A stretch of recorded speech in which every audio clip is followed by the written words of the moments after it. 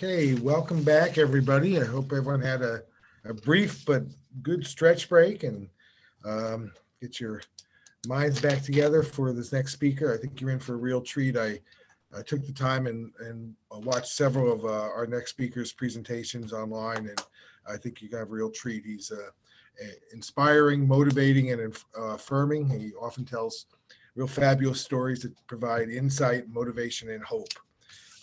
Mark Sanders, LCSW, CADC, is an international speaker in the behavioral health profession whose presentations have reached thousands throughout the world. He has written 3 books on recovery in African American communities, and is the founder of the Online Museum of African American Addictions Treatment and Recovery. He has had 2 stories published in the New York Times best-selling book series, Chicken Soup for the Soul. Mark has taught at the University of Chicago and the Loyola University of Chicago's Schools of Social Work. So without further ado, Mark Sanders. Thank you, Rich. Can I share the screen? Yes. All right. I believe so. Yes.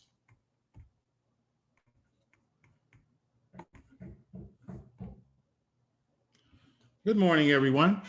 And as Rich mentioned, I tell stories, and one of the main reasons I tell stories, I've taught at university for 3 decades, and I run into former students, and they never come up to me and say, I remember the fact that you taught me in 1993, but they always say, I remember the story.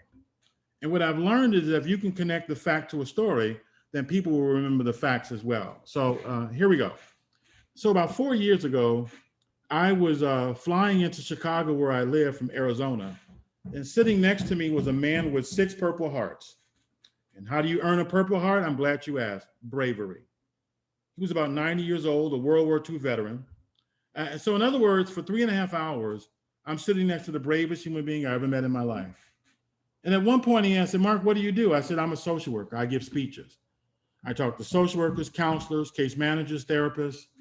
And this brave soul told me to tell you, thank you for your service. So thank you for your service. The world can't compensate you enough for what you do. So I read a book called Good to Great. And the author says that you can tell what's most important to a society by its tallest buildings. You see, 100 years ago, the tallest buildings were churches. Today, the tallest buildings are Fortune 500 companies and Fortune 100 companies. The author said that no society is great just because you have tall buildings and Fortune 500 companies and Fortune 100 companies. A society is great when you have great counselors and social workers and therapists and psychologists and people who help others for a living. So if you're sitting in a room near a mirror, I invite you to take a moment and look at yourself in the mirror and repeat these words to yourself. This is your lucky day. You're looking at greatness. Take a moment, if you would, and claim that. I've been a certified alcohol and drug abuse counselor for 39 years, and people ask me, how have you done this work for 39 years, my entire adult life? So I'll share with you one more story, and then we'll get into our content. Several years ago, I was leading a group with a group of teenage girls, and they were getting high every day. They were all trauma survivors. And between these 7 teenage girls, they had exactly 7 days of recovery. In other words, the only recovery they had was that day. And I heard that in the residential facility where these girls were receiving services, there was a 19-year-old emerging adult woman walking around the same building with 3 years of recovery. So I selfishly thought what you would have thought. We need her in this group so that her recovery could rub off on them. She had 3 years, they had 7 days. Did you know that recovery is contagious? So I called a therapist and I said, can she join our group? She said, no, she's doing fine all by herself. I called the second time, can she join our group? No, she's doing fine all by herself. And I called a third time, and maybe there's something magical about 3. Her therapist says, okay, she can join the group. Turns out she wasn't doing fine. The first group she attended, she said, I was going to relapse today. Our timing was impeccable. The second group she attended, she said, Mark, I want to be a social worker. I want to help girls. And I said, you can be a social worker. You can help girls. She came back the following week and said that when I said she could be a social worker, that she could help girls, she cried all week. She told me that she had 4 therapists before. She told them all that she wanted to be a social worker. and not one said you can do it. And I told her, my friends, there's only two things that qualify a person to do the work that you do. You're either an expert, meaning you went to school to study it, or you're a witness, you've lived it. She was a witness. She witnessed the domestic violence of her mother at the hands of her father. She was abused herself by an uncle. When I said you can do it, you can be a social worker. She was in community college majoring in general studies. She quickly declared her major social work. She received an associate's degree in social work. She went to university and got a bachelor's degree in social work. March of 2018, she called me to the agency, says, I have a surprise for you. And when I showed up, she was wearing a sweatshirt from one of the most prestigious universities in the world. And she showed me a letter where that university honored her with $50,000 in scholarship money towards her master's degree in social work. June 15th, 2019, I saw her walk across the stage where she received her master's degree in social work. The thing that has kept me going for 39 years is recovery. So let us get into our content. The presentation today is entitled Engaging African American Adolescents and Young Adults in Substance Use Disorders Treatment. And we want to start by discussing reasons that African American adolescents and young adults resist substance use disorders treatment. The first reason we have is historical mistreatment, maltreatment, leading to mistrust of institutions. So I talked to lots of 19, 20, 21-year-old African Americans. And, the Tuskegee experiment happened in the 1950s, 50 years before they were born. And do you know that they are aware of the Tuskegee experiment all these years later? And, mistrust doesn't just come from like the past. I've talked to many adolescent African Americans and young adults who tell me, I'm not going to that clinic. My grandmother died at that clinic. That's the place where you don't go to get well, you go to die. High rates of mandated treatment, the criminalization of addiction. I ask you to take a moment to remember where you were in 1986 and what was happening in your life in 1986.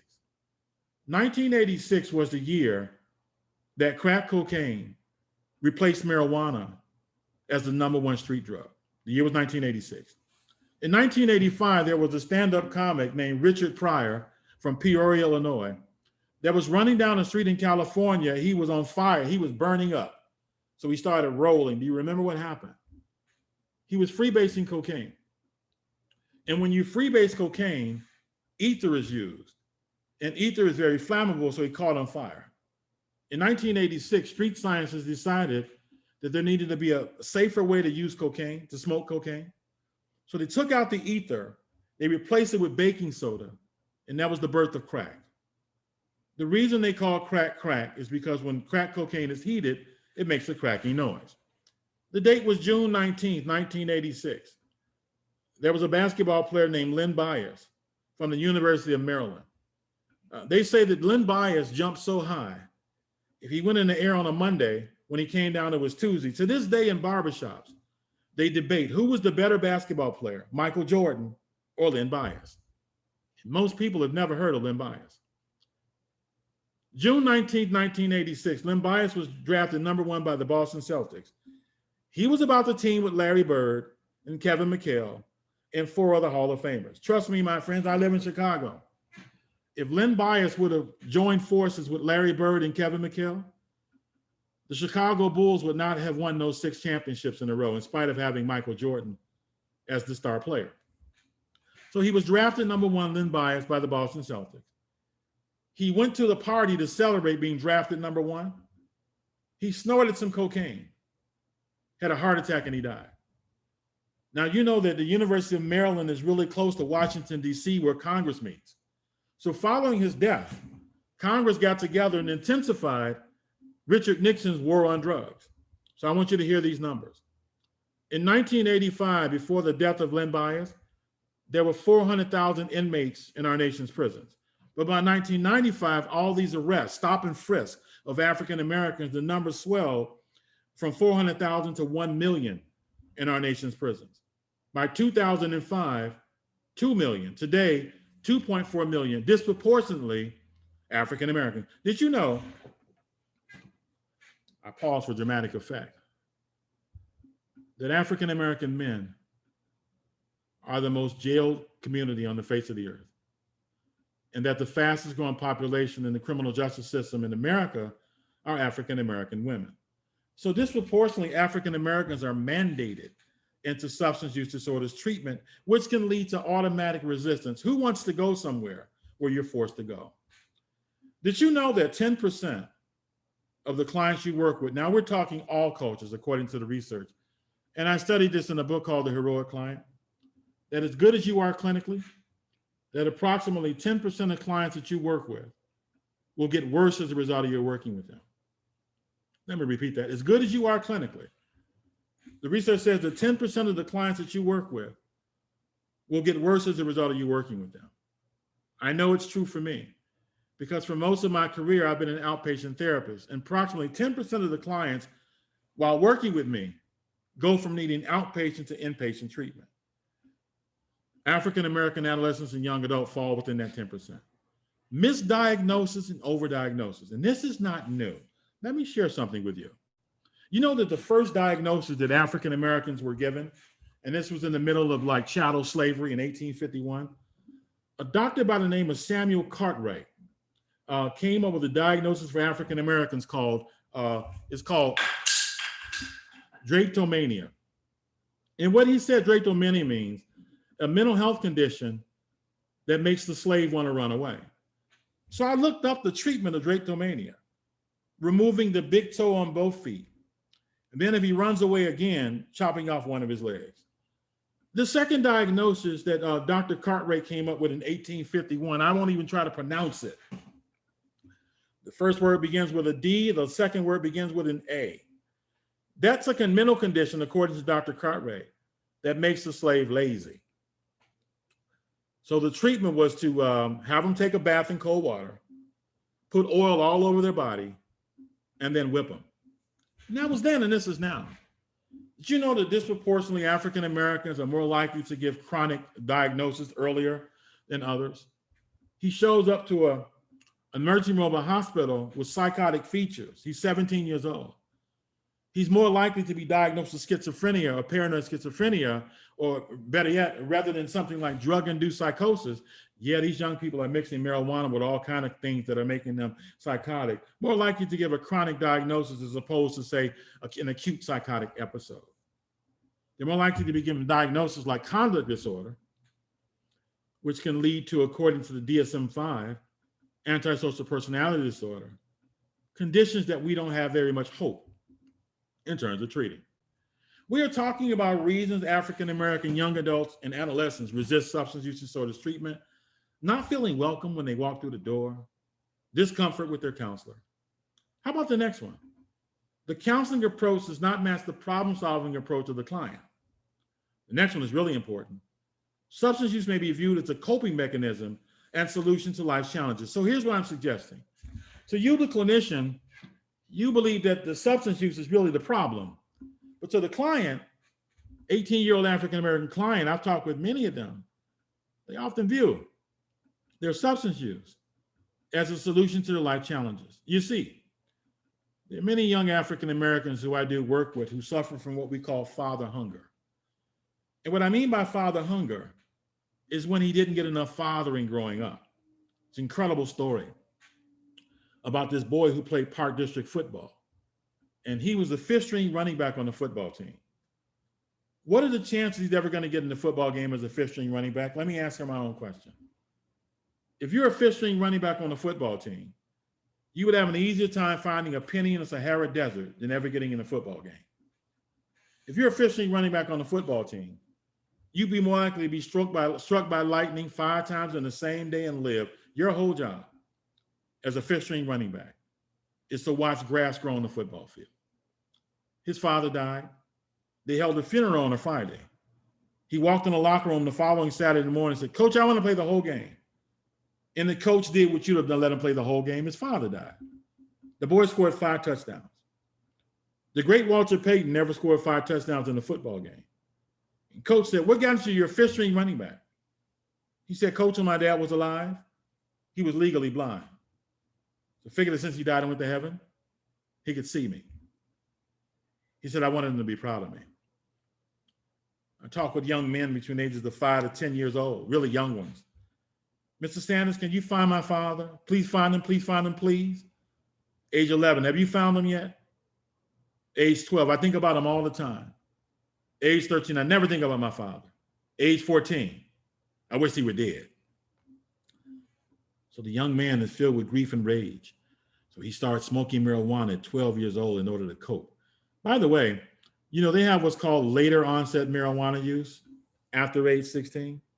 So many of the young people I work with start medicating with marijuana as a solution to like father hunger at age 12, age 13. There's a story of a rock and roll guitarist, Hall of Fame rock and roll guitarist named Buddy Guy. He has a club downtown Chicago called Legends.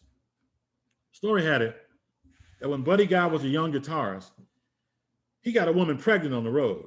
So he felt that she tracked him. He stayed away for over 20 years. He looked her up, found out that he had a son who also played the guitar. When I read that story, I thought about a fellow I went to high school with in the 1970s named Joe. Joe had a huge afro. We called him Joe Fro. We didn't have much creativity. Joe would sit in the cafeteria during lunch and he would pretend he was playing the piano. We said, Joe, look at your hands. You have gifted hands. Look at how your hands float across the table. You ought to take piano lessons. Joe called me when we were 40 years old. He said, I just met my father for the first time. His father was a jazz pianist who got his mother pregnant on the road. It was in his hands. Anyway, Buddy Guy said to his son, I want to teach you to play the guitar like me. He said, I don't want to play like you. Where were you? I want to play like my idol, Prince. The story had it that he met Prince. He played good enough to meet Prince. And Prince told him, in order to play like me, you have to study my mentor, a man named Jimi Hendrix. And then you have to study his mentor, a man named Buddy Guy. I met many a young man, many young African-American male who has bitterness towards his father. And everywhere he goes, there he is. When we were in Ghana, West Africa, I told the chief that I looked like my father.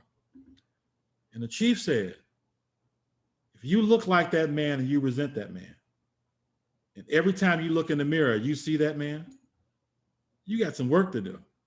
So some of these young guys I work with start smoking in order to deal with the anger, the rage, the grief around father hunger. And some of you are saying, what about the teenage girls and young adult women? I want to bring your attention to a book called Whatever Happened to Daddy's Little Girl.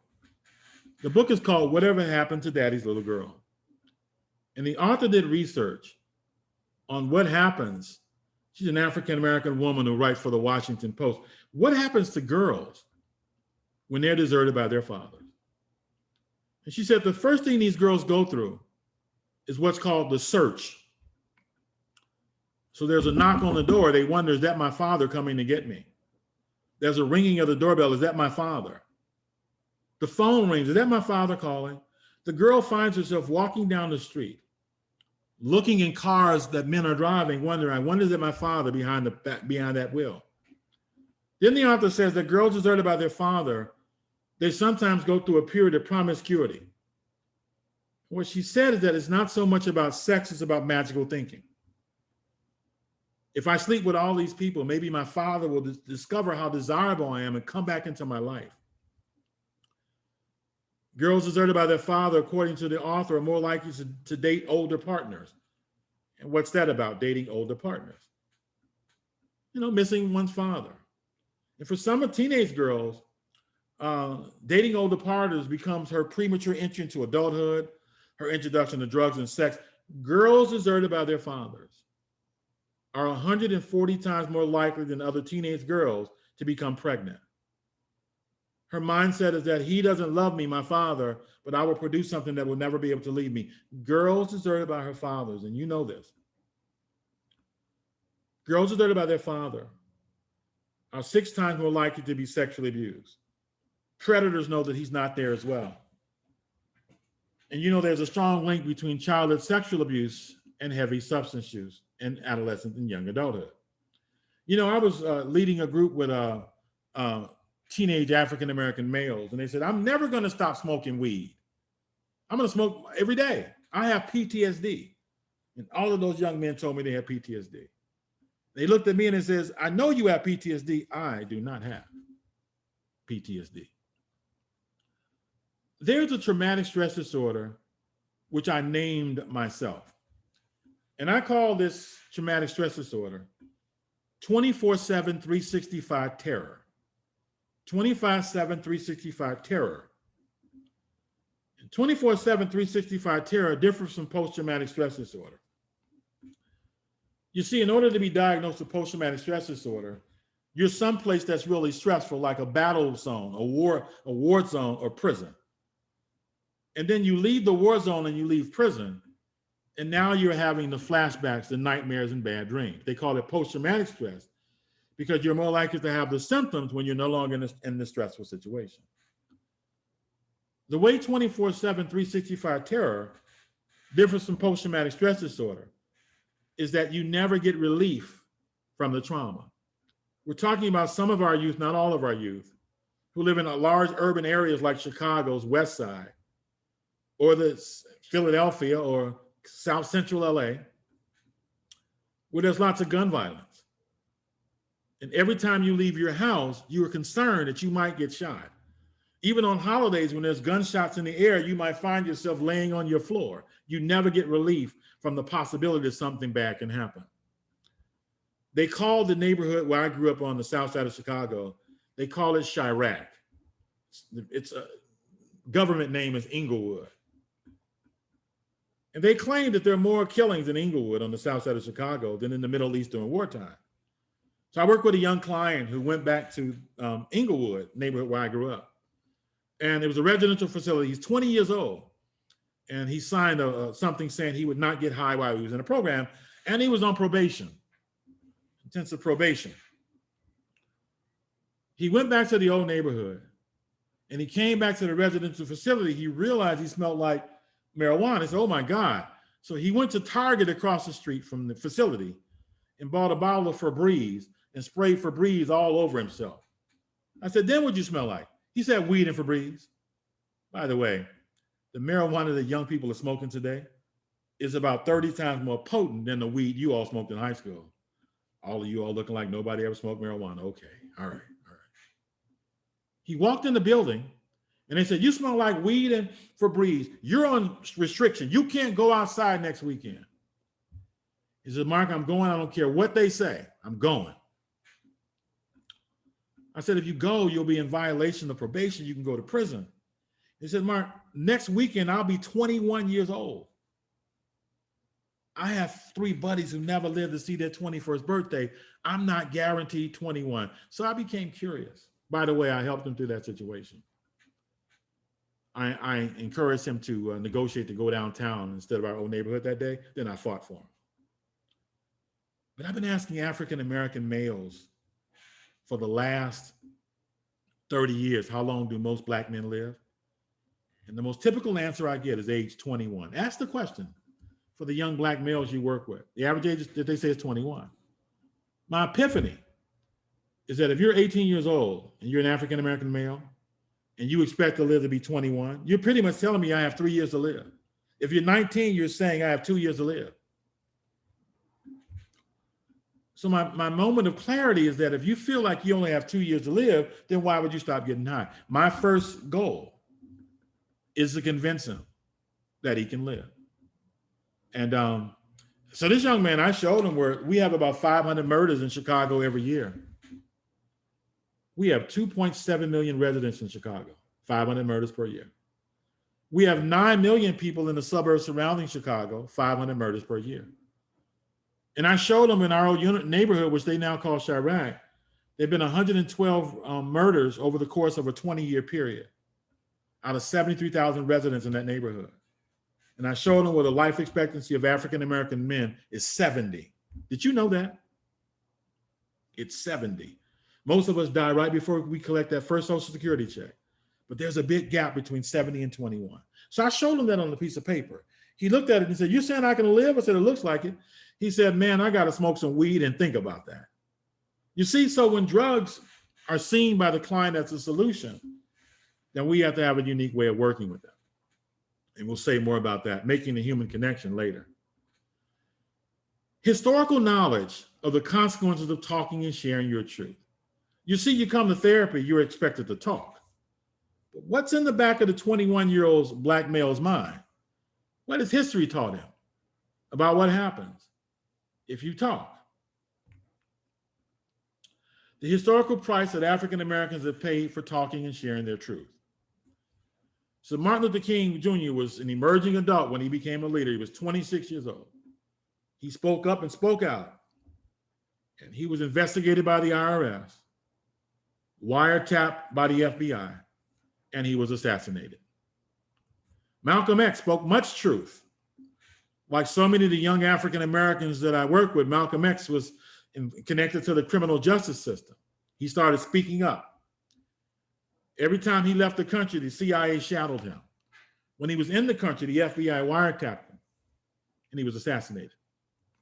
Angela Davis, the Black Panther, she spoke her truth. She was labeled as un-American, and she was fired from her job at a university.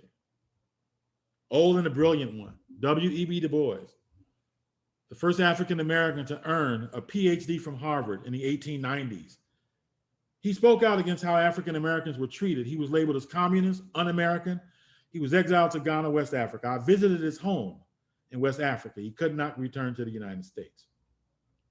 Paul Robeson. By the way, here's my encouragement. Every African American client you work with, you ought to be teaching them about Paul Robeson. You know, everyone knows a lot about Dr. Martin Luther King Jr., and we should, but Paul Robeson, he was a singer, he was an actor, an activist, professional football player. He did it all. And so many African Americans are really, really multi-talented, the young, is that the secret of Paul Robeson was that every time a door was closed because of racism, because of his multiple talents, he opened another door. He spoke out against oppression. He was exiled to Russia. And then there's the first African-American heavyweight boxer, Jack Johnson. By the way, my friends, you have no reason to believe me, but I'm telling you the truth. Where I live right now, where I'm sitting right now, is the building where Jack Johnson lived in the early 1900s when he became the first African-American heavyweight boxing champion in the world. And Jack Johnson married a woman who was white, and he bragged about how good he was. He was like Ali before Ali, with the exception of like who they married. And Jack Johnson was undefeated. And one day he drove his wife across state lines, and they had a rule on the books called white slavery. And the way it read was this, that no white woman in her right mind would travel across state lines with a Black male. So even though she was his wife, he was indicted for white slavery.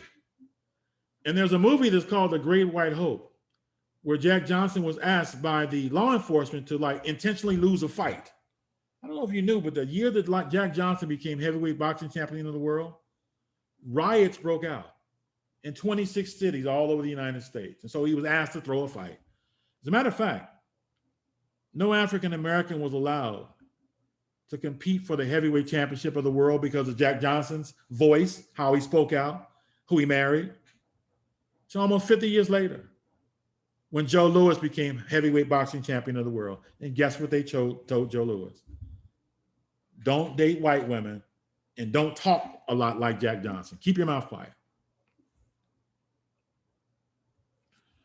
And then there's Billie Holiday.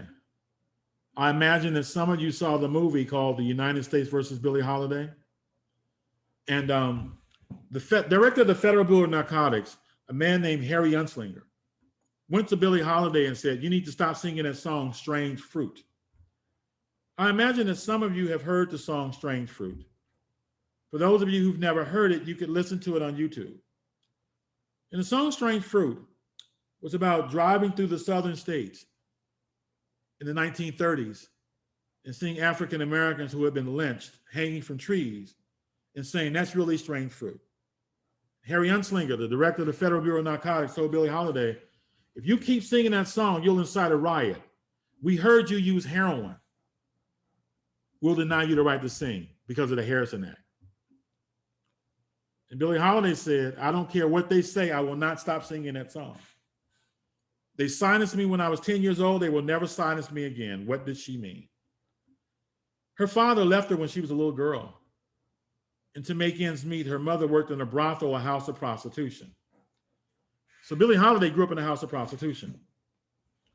And when she was 10 years old, there was a raid on the brothel, and they arrested her mother.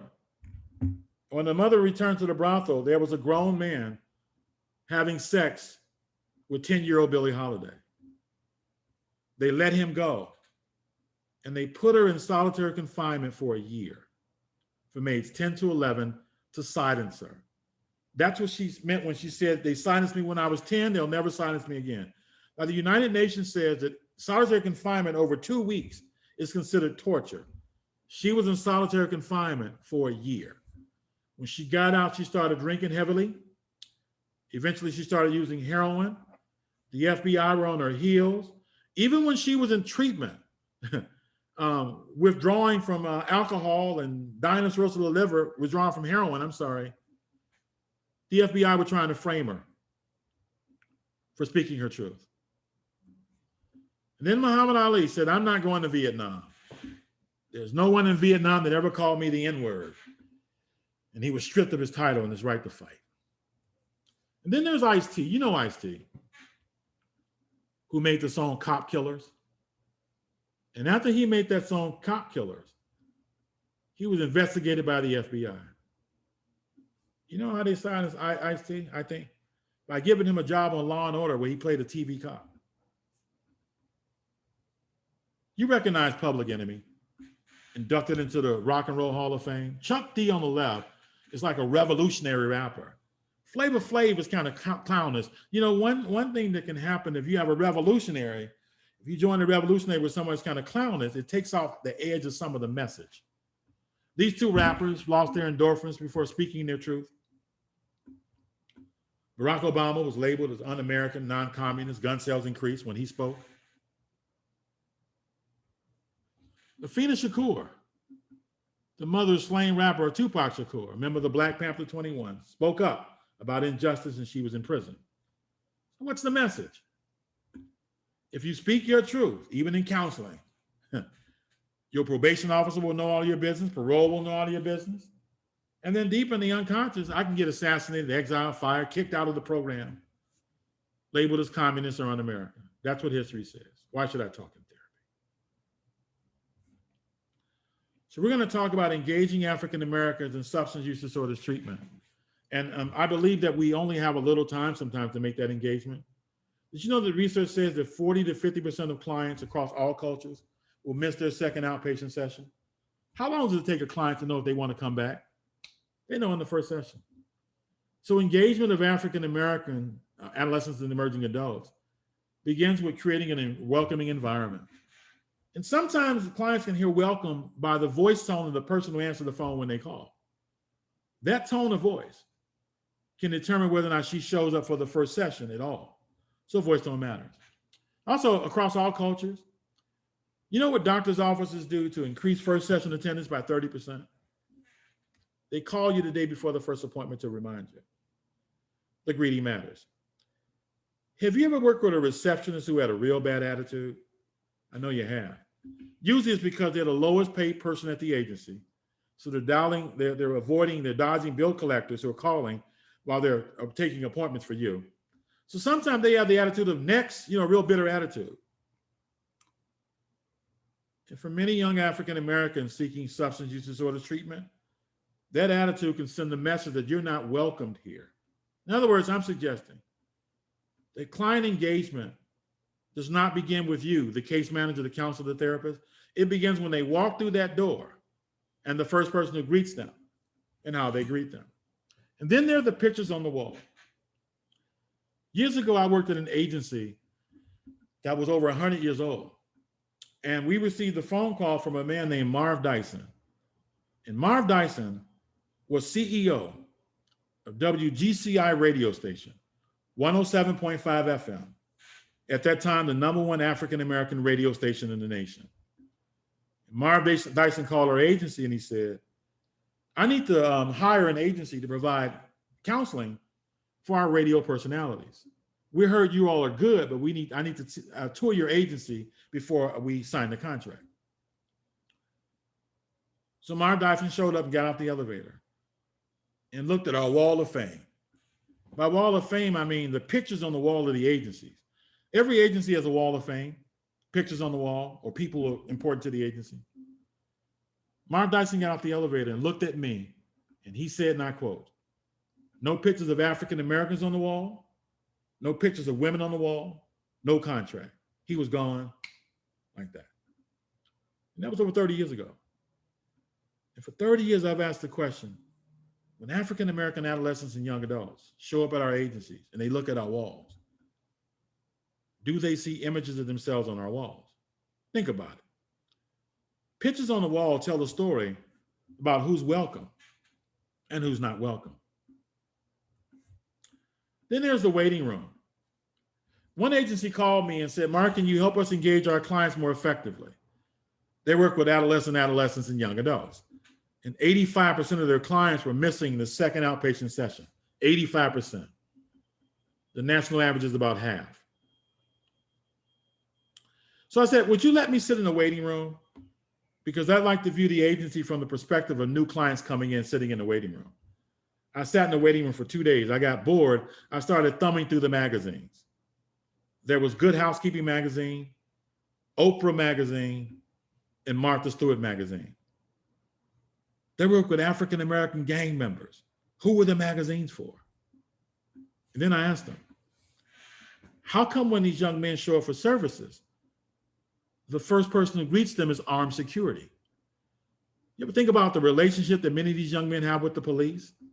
You ever think about that might traumatize them when the first person they see showing up to get services is armed security? The length of the wait. You know, my supervisor told me when I was a young social worker that 10 minutes equals 10 minutes. So Mark, notice how therapists will often tell clients, "I'll see you in 10 minutes, but they come out in 25 minutes.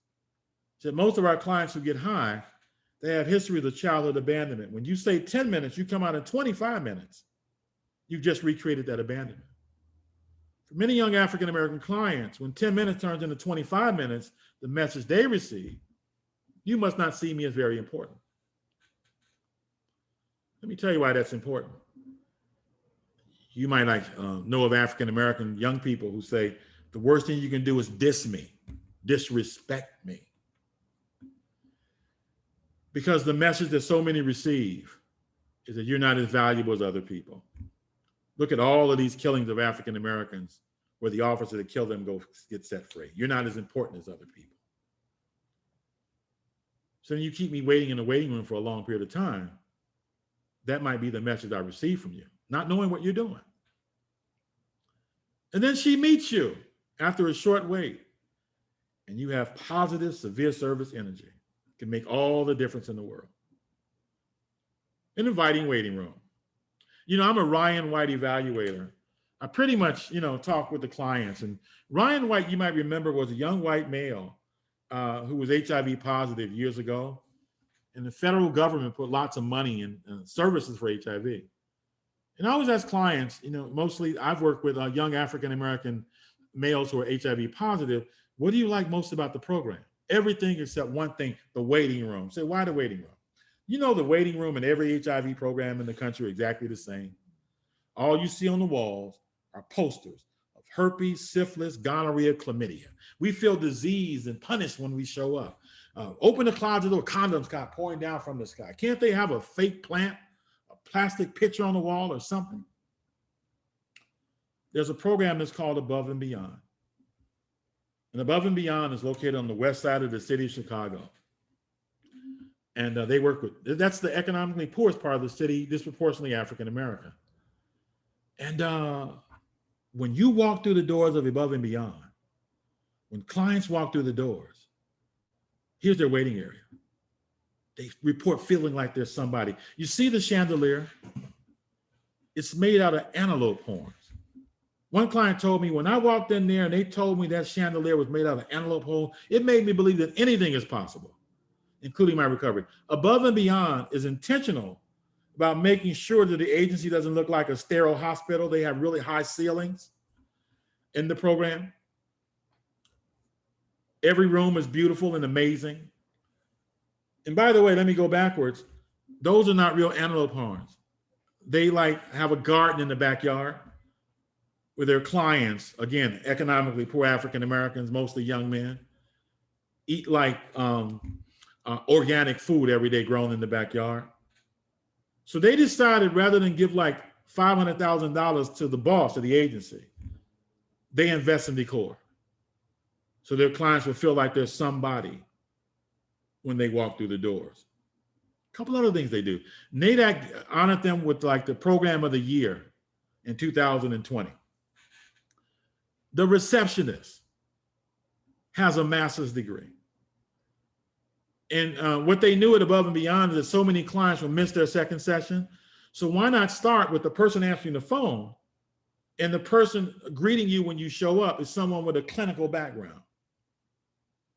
They use a drop-in center model. So lots of our clients, they don't always keep up with appointments. But with a drop-in center model, they can come in and we can serve them right away. People challenge that. They said if it works for grocery stores and gas stations and hospitals, why can't it work for us? We're talking about engaging African American adolescents and young adults in substance use disorders treatment. I learned my greatest lesson of what it takes to engage another human being in counseling. I learned it about 10 years ago. Actually, it was connected to when I was a senior in high school. And no, I wasn't a senior in high school 10 years ago. It's been a long time since I walked across the high school stage. When I was a senior in high school, I participated in a sport called cross country. We ran 3-mile races on Saturday mornings in the woods with no shorts on in November, a strange sport. And I had a teammate who was Cuban. And my Cuban teammate was the best runner on the team. And he invited me to live with he and his family my senior year in high school. So he and I can get up every morning at 5 a.m. to run 5 miles. Sound like fun? I agreed to do that for 2 reasons. One, my friend's mother resembles my grandmother, and my grandmother's my heart. And number 2, his mother, she can really cook like my grandmother. All right, I'll stay. Now, his mother didn't speak a word of English. And every night she would cook these elaborate Cuban meals. She would always sit the food in front of me. And she would always sit directly across from me, elbows rest on the table, smiling. I knew the smile meant, I expect you to eat every drop of the food on the plate. She'd smile, I'd eat, go to bed, wake up in the morning where I always ran 5 miles. And then she would greet me at the door, usher me into the kitchen where she always fixed a warm breakfast. She'd fit the breakfast in front of me. She'd sit directly across from me, watching me eat, smiling. I knew the smile meant eat every drop of the food on the plate. I've been in contact with my Cuban buddy for 40 years. And he has said to me for 40 years, my mother asked more about you than all my other friends. So what about your friends from Cuba? She asked more about you than all my friends from Cuba. She's always on my mind as well. Every Mother's Day, my first stop is to her house, where I bring her the largest bouquet of flowers. About 10 years ago, my friend's brother, who was 35 years old, had a brain tumor. And before I could make it to the hospital to visit his brother died. And 5 days later, they held a funeral. And I walked in a funeral chapel and I saw the mother who was sitting in the front row. She spotted me standing in the back. She said in Spanish, sit in the front row. And family is one of the few, your family is one of the few words I know in Spanish. I sat in the front row. At night as I was driving home from the funeral, I was crying hysterically, so angry with myself because I'd never learned to speak Spanish. What I was thinking was that if I learned to speak Spanish, I could have shared with the mother how I felt about the fact that she had just lost her son, that I somehow could have helped her with her grief. The next day was the burial, and the mother was standing next to me crying. And a voice came into my head, and the voice said, say something to her. Just say something. So I reached over and gave her a hug, and I whispered in her ear the first words I'd ever said to her in my life. I said to her, I love you. And she said to me, I love you too. And that was the first time we'd ever spoken. So now I'm driving home, I'm feeling a little better. My wife looks at me and says, you know, you and your friend's mother have a very peculiar way of communicating with each other. What you have is the purest, the best form of communication, a heart-to-heart connection. I thought about it. I have all these books, all these social work books, all these psychology books, all these counseling books. The purpose of every book I ever read was to put something in my head so that I could reach the client's head. Where we really connect with clients is in the heart. There's no defense in the long run against a loving and a caring heart. We engage with our heart, which says we care. What do African-American young adults and adolescents need from helpers? Helpers who are able to discuss intersectionality and microaggressions. This can particularly be helpful in cross-cultural counseling, relationship with African-American clients.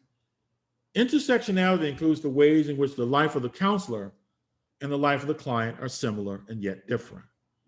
The client is thinking it, so you may as well put it on the table. There's one of my colleagues who's a middle-aged white male who grew up on a farm. And he works with African-American adolescents and young adults in Chicago. And early in therapy, he often says, I wonder if you are wondering how I, as a white male in his 50s who grew up on a farm in a small town, can understand your experiences as a Black male growing up in Chicago. I have a master's degree, he's saying in his head, but I'm gonna learn a lot from you. You know, I was working with an African-American male and in his 30s, and he was talking about discrimination at work from promotion. And he was talking about how uncomfortable he is bringing his partner to work around his employer and coworkers and his family. He was a gay male. And I said to him, with intersectionality in mind, I understand what you're sharing with me about being passed over for promotions at work. I feel like I've been passed over as well. And I have no idea what it's like to love someone dearly. And because of homophobia, you're not comfortable bringing around your family and around your coworkers. You've had some experiences I've never had, and I'm going to learn a lot from you about those experiences. You know, the best thing that we can tell clients as connected to intersectionality? That sometimes because we've had different experiences, I might put my foot in my mouth occasionally. I might say the wrong thing, charge it to my head, not my heart. I really want to be helpful. And what I'm going to pay attention to is your facial expression and body language, because I want to see how you're receiving my words. And if ever I see discomfort, we can stop and we can talk about it. Microaggressions. By definition, microaggressions are intentional and or unintentional slights. Types of microaggressions experienced by African-American adolescents and young adults. Assumption that because you're African-American that you are intellectually inferior. Assumption of second-class citizenship. Assumption of a lack of patriotism. Assumption of criminality. You know, I've been followed around malls since I was 13 years old, and it's still uncomfortable, so I shop quicker than most people. I have what you call follow me radar. Who's ever supposed to follow me that day, they don't need a uniform. I can just feel all eyes on me. So my wife and I, a number of years ago, we went to Honolulu in Hawaii. And Honolulu, Hawaii has the third largest mall connected to the United States. The largest is the Mall of America in Minnesota. The second largest mall connected to the United States is Woodfield Mall in Schaumburg, Illinois. The third largest mall connected to the United States is in Honolulu, Hawaii. So we're walking towards this mall. I say to my wife, look at the size of this mall. People are going to follow me all over the mall. We were there for 9 hours. Nobody followed me. It felt so weird not to be followed after all of these years of being followed. I almost thought about stealing something. Just kidding, just so they can follow me. Assumption of inferiority. Assumption of homogeneity of experiences, beliefs, and interpretations. I would love to ask you if we can chat, and we will. I'll save some time for us to talk a little later. I've been asking this question across the country. What percentage of African Americans live in poverty? Most people say 75, 80%, 90%. I said, how'd you arrive at that? They watch the 10 p.m. news. But Eugene Robinson, a Pulitzer Prize writer for the Washington Post, said that there are 4 African American communities and that you just can't lump us all together because we have uniquely different experiences. So let me share with you those distinctions. There's what he calls the culturally elite. And these are the African Americans with money and power, like Barack Obama, Oprah Winfrey, Michelle Obama, Michael Jordan, the cultural elite. Money, power. Then there's the biracial group, including individuals like Tiger Woods and Halle Berry and CNN news anchor Don Lemon and Barack Obama. So some people are like in a couple of these different subgroups. They have a lot of power, the individuals I just mentioned. The third group that Eugene Robinson identified is what's called the middle class. And by the way, the great majority of African Americans in America are middle class. They may be living from paycheck to paycheck, but according to like national standards, middle class. Another group is called the emergent. And these are African Americans who migrated to the United States from the Caribbean islands or Africa. Africans who migrate to the United States are amongst the most educated people in the United States. You say, why do some drive cabs? Discrimination. Trinidadians who become US citizens on average are in the top 95 percentile in earnings in America. I'll add a group, that wealthy hip hop group who may not wear the attire to go to an Oprah cocktail party, but they're wealthy. People like Jay-Z and Nicki Minaj and Kanye West, Rihanna. They're like a culture within a culture. And then the fourth group that Eugene Robinson identified in his book is what he called the abandoned. And that's the 25% of African Americans who live in generational poverty, right? In the neighborhoods where there's lots of gun violence and drug selling, et cetera, et cetera. My point is this. You know why they were okay with picking up those 5 innocent African Americans, Little Rock 5, there's a Little Rock 9, but the Central Park 5? It's because when people lump you in one group, even if you're innocent, you're all guilty, you're all one, you're all the same. And when that happens in our field, we have what's called generic treatment planning. But there's some uniqueness about each client that we work with. We ought to find that uniqueness, not lump people in one category. Examples of microaggression. I know you'll be late for the next session. Do you play basketball? You speak good English. We're having fried chicken for lunch next week. I know you'll like it. So Dr. Kenneth Hardy from Drake University, he says that when we insult clients with microaggressions, the last thing we want to do is start explaining ourselves, trying to let ourselves off the hook, because when we do that, we're not listening to clients. We simply say, when I made that statement, we're having fried chicken for lunch, you look really uncomfortable. Let's talk about that. My apologies for making that assumption. We're talking about engaging African American adolescents and young adults. Helpers who understand their own diverse identities, examine their own isms, racism, ageism, sexism. How about this? Examine our feelings about African American adolescents and young adults. So many are despised in our society. One culprit is that so many of us go to bed every night on the 10 p.m. news that show African American young adults committing crime. So we can have those biases that even if we try to hide them, they can show up in the work. Help us to understand his or her own diverse identities. Examine their own isms towards African American adolescents and young adults. Strive to practice cultural humility. You know, cultural humility is different than cultural competence. Cultural competence says that once you reach a certain knowledge base, you have arrived. With cultural humility, you're humble enough to acknowledge not knowing everything about your own culture and other cultures, and you're willing to learn more. If helpers do not do this work, no training in EMDR, DBT, prolonged exposure therapy, other evidence-based practices would allow us to do our best work with African Americans seeking recovery. So we only have a little bit of time to engage. So I'm going to let you in on my secrets of engagement. I work with lots of young people, African American adolescents, young adults.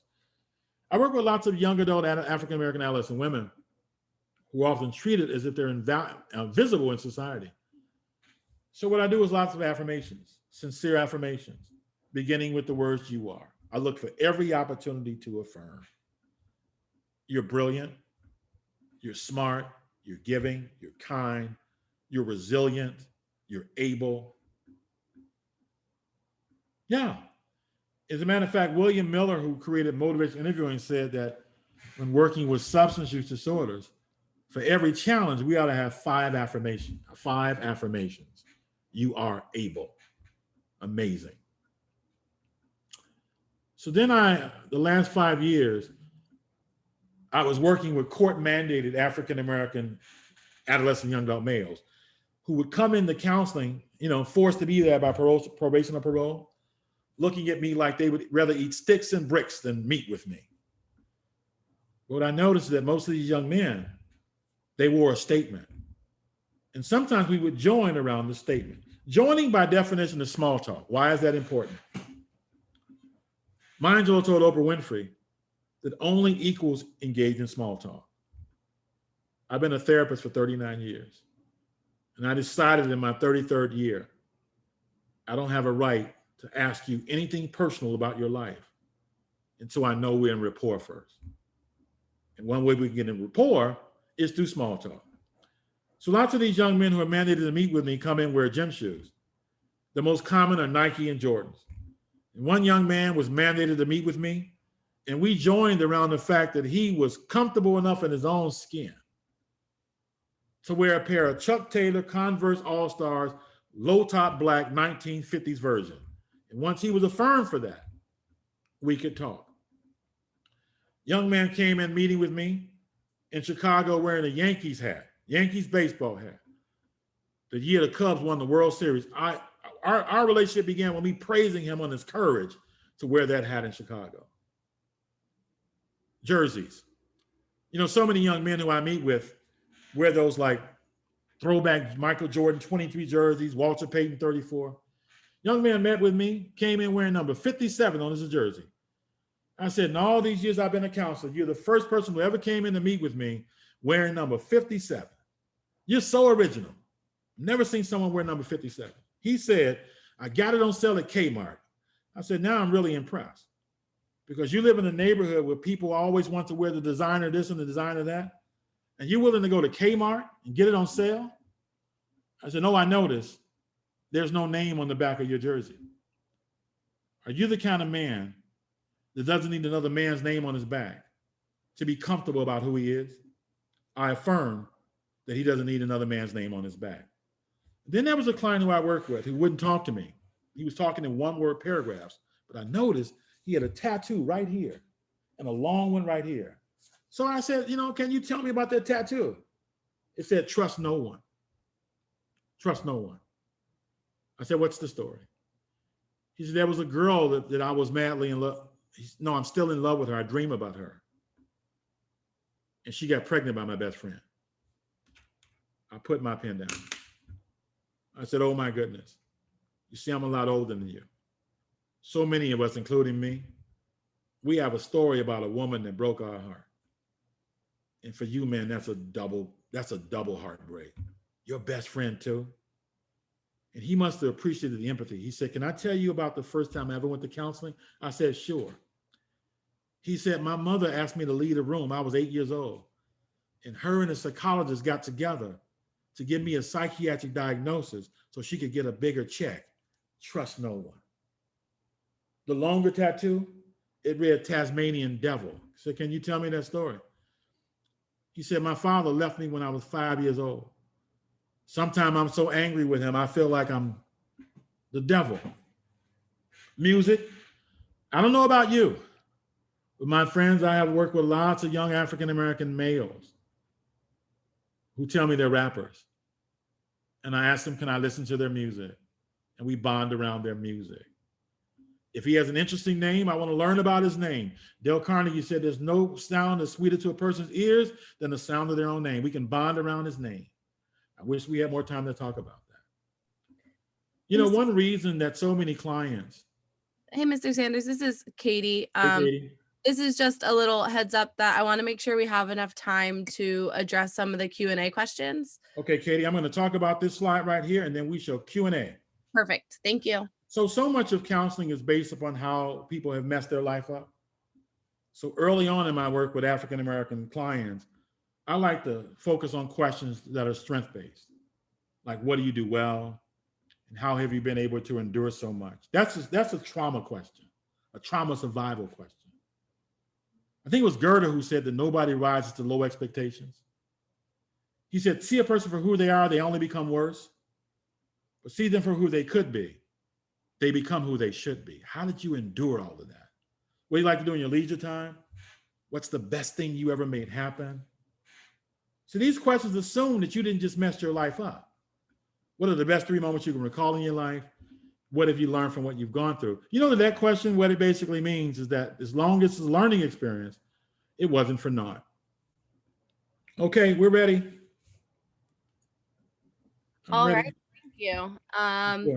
All right, so I have kind of put together a bunch of questions into a couple umbrella questions. Tell you what I do. Is your name, are you Katie? Yes. Katie, if we don't get to all of them, if you email them to me, I'll email them back. Awesome. So okay, I'm ready.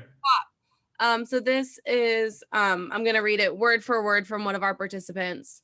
As a Black female, I'm curious how you dispel some of the stereotypes of the, quote, the absent Black father, while still being cognizant of the realities of many Black youth you've worked with in Chicago and over your career that have the father hunger you speak about. Yeah, so you know, I'm quick to say, and I'll say it now, we have a father hunger crisis across this country. That 50% of white youth, nearly 60% of Latino Hispanic youth, and 69% of African American youth are raised without their fathers in the home, and yet sometimes he can have contact and be significant. As a matter of fact, I wish we had time. I did not have a relationship to my father until my mother put him out. And I spent every weekend with my father from age 5 to 13. We didn't live under the same roof. That divorce was the best thing ever happened to me because I got my father in my life. And so, you know, to the questioner, that they're absolutely correct, is that that's not really everybody's story. And so we honor that. But when it's present, we have to have the ability to talk about it as an issue of grief, as an issue of anger, and as an issue of rage.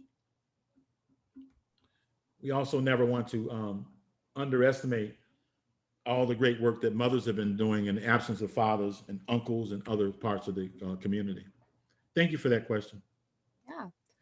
All right, another question, continuing on the theme of girls experiencing that desertion from their father. Yeah. How about the girls who feel deserted by their father, but he still resides in the home? Is there any on that phenomenon? And is there any additional information about girls abandoned by their father? Yeah, so it's like he's there, but he's not really there. And she feels invisible. You know when that gets worse across cultures? Is during times of economic recession.